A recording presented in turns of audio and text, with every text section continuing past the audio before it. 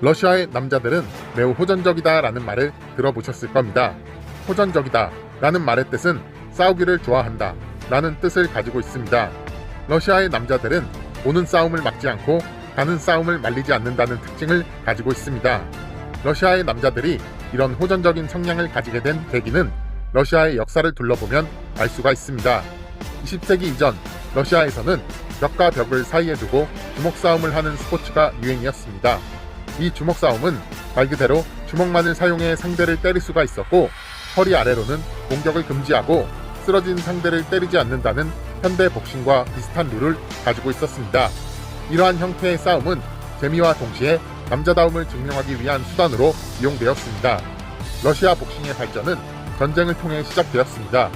1차 세계대전 이후 레닌은 실전 전투 기술에 중점을 둔 군사훈련 부서를 신설하게 되었고, 군대에서 시작된 실전 전투 기술 중 주먹만을 쓰는 복싱은 그 실용성 덕분에 인기가 상당히 높았습니다.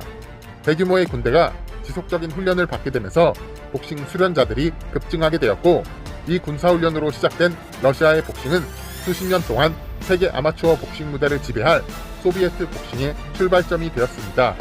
뛰어난 인재 한 명이 수천만 명을 먹여 살린다는 얘기가 있습니다.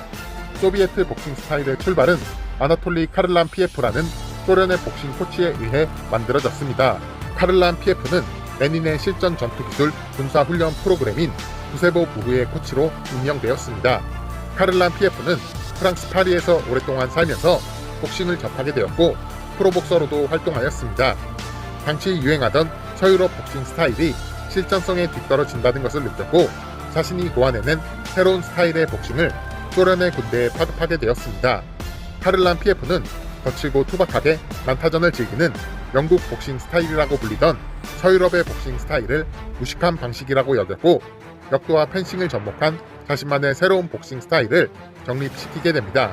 격도 훈련을 통해 만들어진 튼튼한 하체에서 나오는 폭발력과 펜싱에서 보여준 빠른 발놀림에 직선적인 움직임을 합친 강력한 한방보다는 발놀림을 통한 움직임을 중요시 여기는 인앤아웃 복싱 스타일의 시작을 만들어내게 되었고, 카를란 피에프의 인앤아웃 복싱 스타일은 1926년 소련에서 개최된 가장 최고의 복서를 찾기 위한 공식 토너먼트 대회를 통해 그 실전성을 입증받게 되었습니다. 카를란 피에프의 제자 중 한 명이 압도적인 기량으로 미들급 부문에서 최고의 자리에 올랐고, 부지런한 발놀림을 통한 빠른 움직임과 강하게 단련된 하체에서 나오는 강력한 파워는 투박하게 본능에 의지해 싸우는 마구잡이 복싱과는 결이 다른 모습을 보였고, 결과를 통해 그 실전성을 입증해내며 오늘날까지 이어져 내려오는 소비에트 복싱 스타일의 근간을 마련할 수 있게 되었습니다. 2차 세계대전 이후 소련의 지도자들은 올림픽을 공산주의를 촉진할 수 있는 확실한 선전 도구로 여기며 올림픽 순위에 광적인 집착을 보이게 됩니다. 1951년 소련 올림픽위원회가 구성되었고, 1952년 헬싱키 올림픽에 최초로 참여를 하게 되었습니다. 1952 헬싱키 올림픽에서 복싱은 은메달 2개, 동메달 4개를 획득해내며 복싱에서 종합순위 7위에 올랐고, 토탈 메달 개수 6개를 기록하며 복싱에서 가장 많은 메달을 따낸 국가로 기록되었습니다. 이렇게 소련의 복싱은 첫 올림픽 무대에서 좋은 성적을 이뤄내며 미국에 이어 종합순위 2위를 기록하는 데 일조하게 되었고, 소련 정부의 전폭적인 지원을 받게 되었습니다. 이후 1956년 멜버른 올림픽에서는 금메달 3개, 은메달 1개, 동메달 2개를 획득해내며 종합순위 1위에 올랐고, 1960년 4위, 1964년 1위, 1968년 1위의 성적을 거두며 올림픽 복싱 무대에서 최강의 국가로 인정받게 되었습니다. 하지만 1972년 위넨 올림픽에서부터 아마복싱 최강의 국가로 떠오르게 돼 쿠바의 등장으로 인해 2020 도쿄 올림픽 때까지 종합순위 1위 자리를 단 한 번도 차지하지 못하게 되었고, 1991년 소련 연방의 해체로 우크라이나, 카자흐스탄, 우즈베키스탄 등의 전 소련 연방 국가들이 올림픽 무대에서 선전하게 되면서 러시아 복싱은 올림픽 무대의 주역에서 밀려나는 모습을 보이게 되었습니다. 러시아와 미국은 올림픽 무대에서 치열한 경쟁을 통해 순위 싸움을 벌였고, 그 치열한 경쟁 속에서 다양한 부정부패를 저지르며 올림픽 무대를 얼룩지게 만들었습니다. 특히 러시아는 개인의 일탈로 여겨졌던 도핑 문제를 국가 차원에서 체계적인 방법으로 선수들에게 지원하게 되면서 큰 논란을 만들어냈고 총 150명 이상의 도핑 적발과 48개의 올림픽 메달이 박탈되며 도핑 왕국이라는 타이틀을 달게 되었습니다. 세계 반도핑기구는 올림픽을 포함 모든 국제대회 스포츠 행사에 러시아의 참가를 금지시켰고 러시아 국적의 스포츠 선수들은 중립국의 타이틀을 달고 국제대회에 참가해야 하는 서름을 겪게 되었습니다.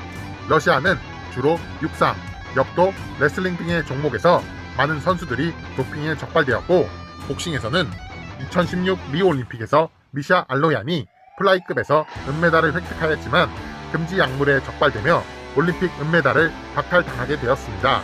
그리고 현재 러시아는 우크라이나 침공으로 인해 전 세계적으로 강한 제재가 진행 중에 있고 러시아 국적의 회장 우마르 크렘레크와 러시아 국적의 임원들이 자리를 메우고 있는 국제복싱협회는 러시아의 에너지 국영기업인 가즈프롬에서 대규모 재정적인 지원까지 받고 있어 미국, 영국, 캐나다, 우크라이나 등 반러시아 국가들이 국제복싱협회 주관 복싱 대회에 모두 불참하며 보이콧을 선언한 상태로 올림픽 다음으로 권위 있는 대회인 세계선수권 대회에 많은 국가들이 불참하게 되면서 반쪽짜리 대회로 전락하게 되었습니다.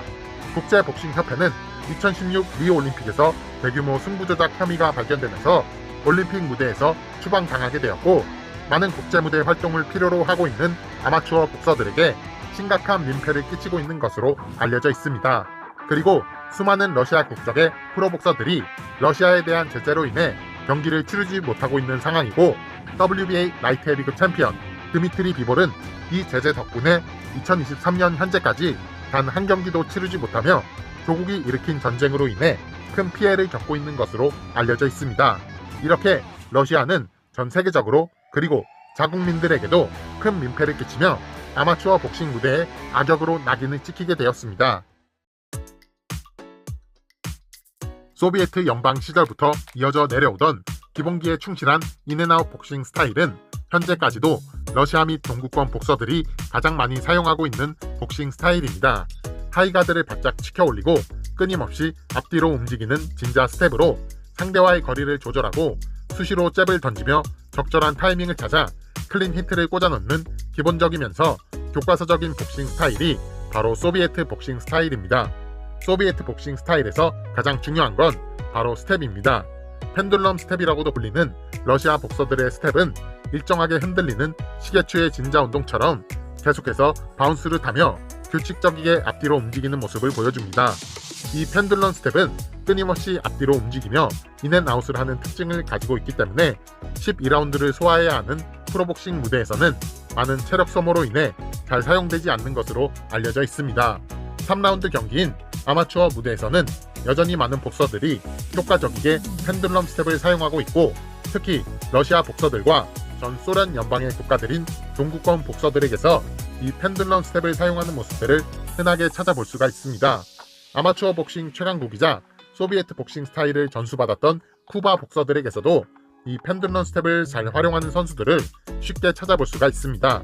펜듈럼 스텝은 나의 공격 범위 내에서 상대를 때리고 빠르게 상대의 공격 범위 밖으로 벗어날 수 있다는 장점을 가지고 있습니다.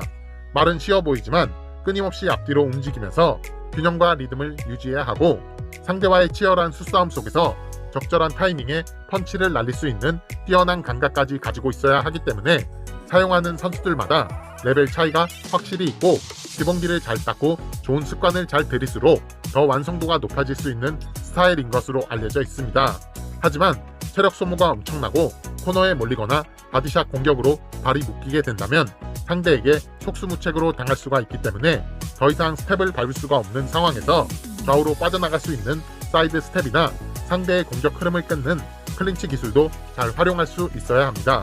이 펜듈럼 스텝을 잘 사용하는 대표적인 복서로는 러시아의 올림픽 투타임 챔피언 알렉세이 티치첸코, 2012 런던 올림픽 최고의 복서 카자흐스탄의 세릭 사피에프, 2008 베이징 올림픽 모든 경기를 압살하고 우승한 카자흐스탄의 전설 아키트 사르삭바이프, 그리고 프로복서들 중에서는 WBA 라이트 헤비급 챔피언 드미트리 비볼이 있습니다.